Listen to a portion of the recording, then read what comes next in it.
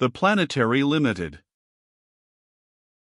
But Edmund had seen the meteor sooner than I, and as quick as thought he swerved the car, and threw us all off our feet once more. But we should have been thankful if he had broken our heads, since he had saved us from instant destruction. The danger, however, was not yet past. Scarcely had the immense dumbbell, which Edmund declared must have been composed of solid iron, so great was its effect on his needles, disappeared, before there came from outside a blaze so fierce that it fairly slapped our lids shut. "A collision!" Edmund exclaimed. "The thing has struck another big meteor, and they are exchanging fiery compliments."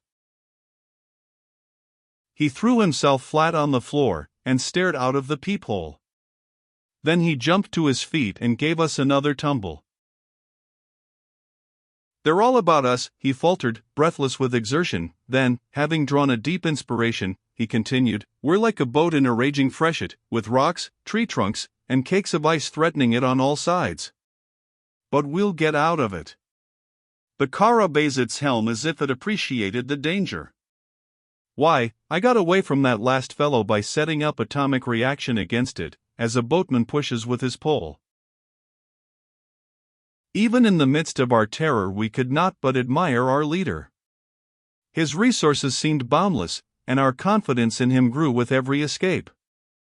While he kept guard at the peepholes we watched for meteors from the windows. We must have come almost within striking distance of 1,000 in the course of an hour, but Edmund decided not to diminish our speed, for he said that he could control the car quicker when it was under full headway. So on we rushed, dodging the things like a crow in a flock of pestering jays, and we really enjoyed the excitement. It was more fascinating sport than shooting rapids in a careening skiff, and at last we grew so confident in the powers of our car and its commander that we were rather sorry when the last meteor passed, and we found ourselves once more in open, unimpeded space. After that the time passed quietly. We ate our meals and went to bed in rows as regularly as if we had been at home. In one respect, however, things were very different from what they were on the earth. We had no night. The sun shone continually, although the sky was black and always glittering with stars. None of us needed to be told by our conductor that this was due to the fact that we no longer had the shadow of the earth to make night for us when the sun was behind it. The sun was now never behind the earth, or any other great opaque body, and when we wished to sleep we made an artificial night, for our special use, by closing all the shutters. And there was no atmosphere about us to diffuse the sunlight, and so to hide the stars. We kept count of the days by the aid of a calendar clock. There seemed to be nothing that Edmund had forgotten. And it was a delightful experience, the wonder of which grew upon us hour by hour. It was too marvelous, too incredible, to be believed, and yet there we were. Once the idea suddenly came to me that it was astonishing that we had not long ago perished for lack of oxygen. I understood, of course, from what Edmund had said, that the mysterious machines along the wall absorbed the carbonic acid, but we must be constantly using up the oxygen. When I put my difficulty before Edmund he laughed. "That's the easiest thing of all," he said. "Look here." He threw open a little grating. "In there," he continued, "there's an apparatus which manufactures just enough oxygen to keep the air in good condition. It is supplied with materials to last a month, which will be much longer than this expedition will take."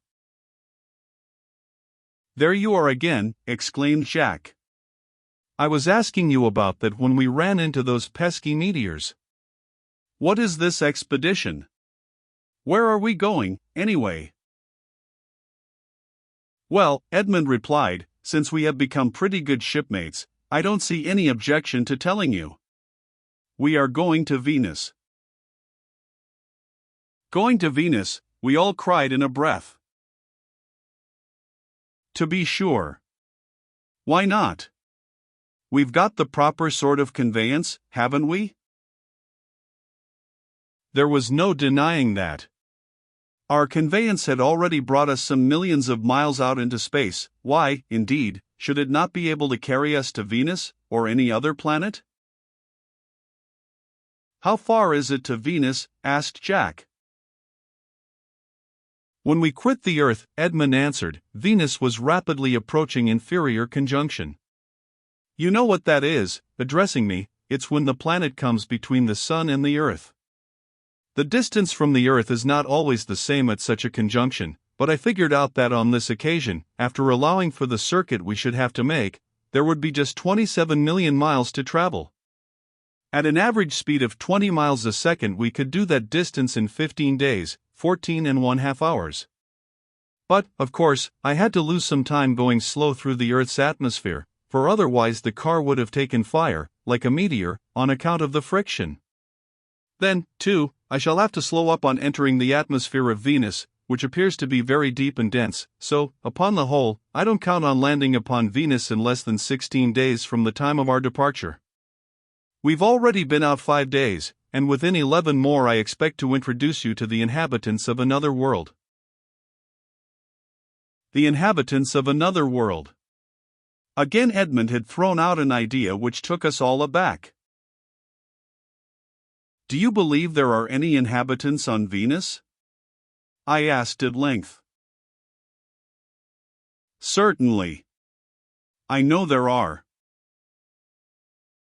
For sure, put in Jack, stretching out his legs and pulling at his pipe.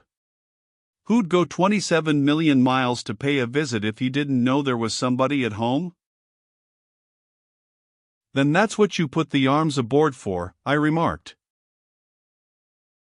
Yes, but I hope we shall not have to use them. Strikes me that this is a sort of pirate ship, said Jack. But what kind of arms have you got, Edmund? For answer Edmund threw open a locker and showed us a gleaming array of automatic guns and pistols and even some cutlasses. Decidedly piratical, exclaimed the incorrigible Jack. You'd better hoist the black flag. But, see here, Edmund, with all this interatomic energy that you talk about, why in the world didn't you invent something new, something that would just knock the Venusians silly, and blow their old planet up if necessary? Automatic arms are pretty good at home, on that unprogressive Earth that you have spurned with your heels, but they'll likely be rather small pumpkins on Venus. I didn't prepare anything else, Edmund replied, because, in the first place, I was too busy with more important things, and in the second place because I don't really anticipate that we shall have any use for arms. I only took these as a precaution. You mean to try moral suasion, I suppose, drawled Jack. Well, anyhow, I hope they'll be glad to see us, and since it is Venus that we are going to visit, I don't look for much fighting. I'm glad you made it Venus instead of Mars, Edmund, for, from all I've heard of Mars with its 14-foot giants, I don't think I should like to try the pirate business in that direction. We all laughed at Jack's fancies, but there was something tremendously thrilling in the idea. Think of landing on another world. Think of meeting inhabitants there. Really, it made one's head spin.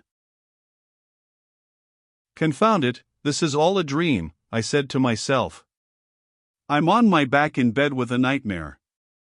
I'll kick myself awake. But do what I would, I could make no dream of it. On the contrary, I felt that I had never been quite so much awake in all my life before. After a while we all settled down to take the thing in earnest. And then the charm of it began to master our imaginations. We talked over the prospects in all their aspects. Edmund said little, and Henry nothing, but Jack and I were stirred to the bottom of our romantic souls. Henry was different. He had no romance in his makeup. He always looked at the money in a thing. To his mind, going to Venus was playing the fool, when we had at our command the means of owning the Earth. Edmund, he said, after mumbling for a while under his breath, this is the most utter tomfoolery that ever I heard of. Here you've got an invention that would revolutionize mechanics, and instead of utilizing it you rush off into space on a harebrained adventure. You might have been 20 times a billionaire inside of a year if you had stayed at home and developed the thing. Why, it's folly, pure, beastly folly. Going to Venus. What can you make on Venus? Edmund only smiled. After a little he said, Well, I'm sorry for you, Henry. But then you're cut out on the ordinary pattern. But cheer up. When we go back, perhaps I'll let you take out a patent, and you can make the billions. For my part, Venus is more interesting to me than all the money you could pile up between the Atlantic Ocean and the Rocky Mountains.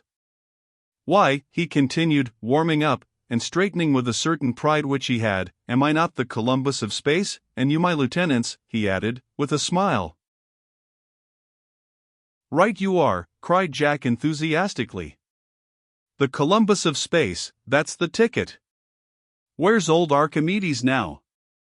Buried, by Joe. He couldn't go to Venus.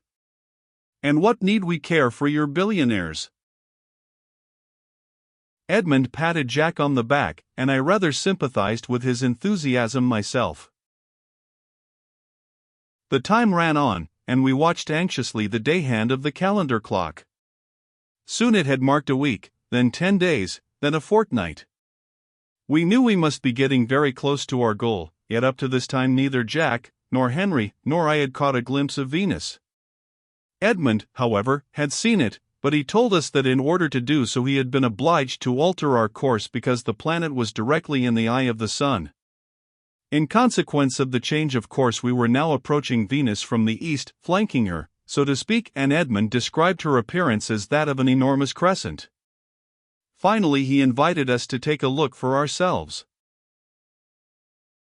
I shall never forget that first view. It was only a glimpse, for Edmund was nervous about meteors again, and would allow us only a moment at the peephole because he wished to be continually on the watch himself. But, brief as was the view, that vast gleaming sickle hanging in the black sky was the most tremendous thing I ever looked upon. Soon afterwards Edmund changed the course again, and then we saw her no more.